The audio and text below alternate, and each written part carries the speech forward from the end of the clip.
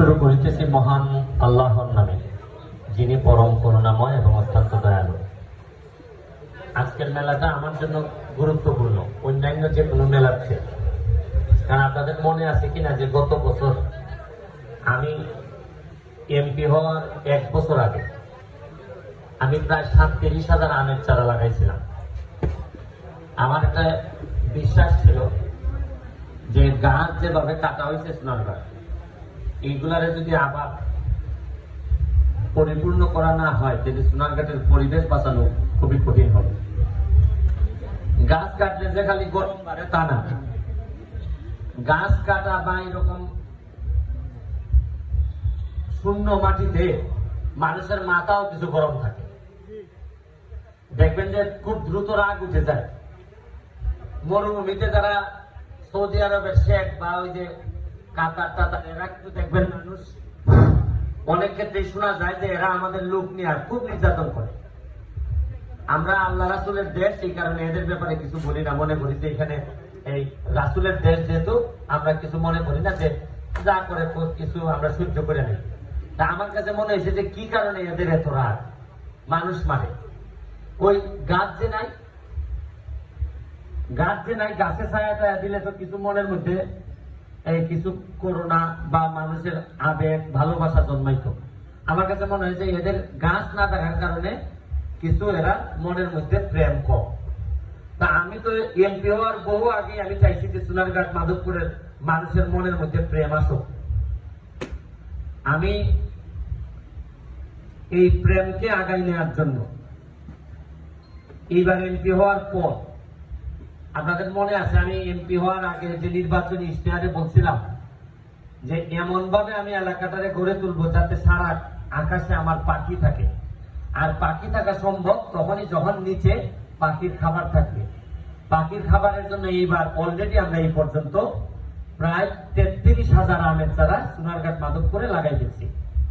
আগামী 3 তারিখে আবার 28,000 আমের চারা আইতেছে।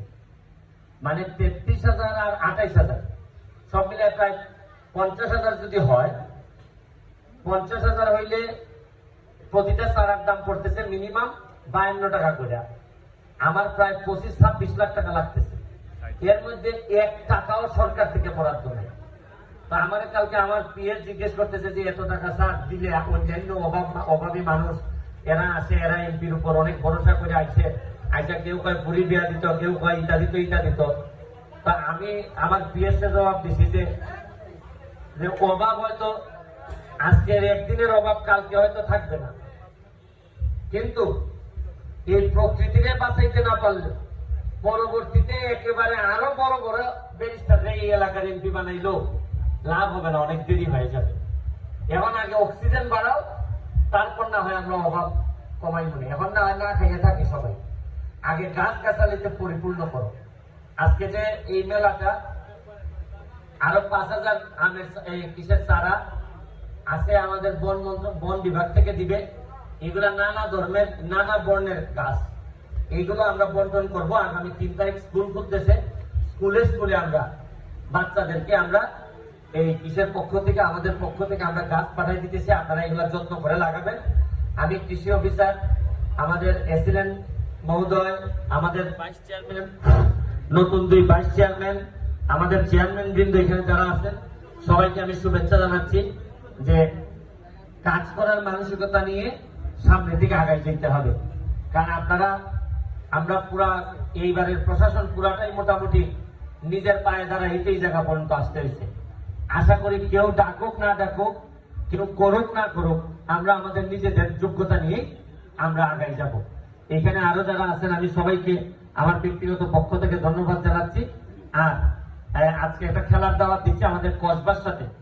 আপনারা ব্রাহ্মণবাড়িয়ার কসবা, মানে আমাদের মাননীয় আইনমন্ত্রীর এলাকা, কসবার থেকে একটা ফুটবল টিম আসবে আমাদের সোনারঘাটের যে স্কুল মাঠে, কসবা বনাম সোনারঘাট আমাদের একটা ফুটবল ম্যাচ হবে। এখানে আপনারা আসবেন, শুধু কষ্ট করলেই হবে না, কিছু আনন্দ তো নেওয়া লাগবে নাকি?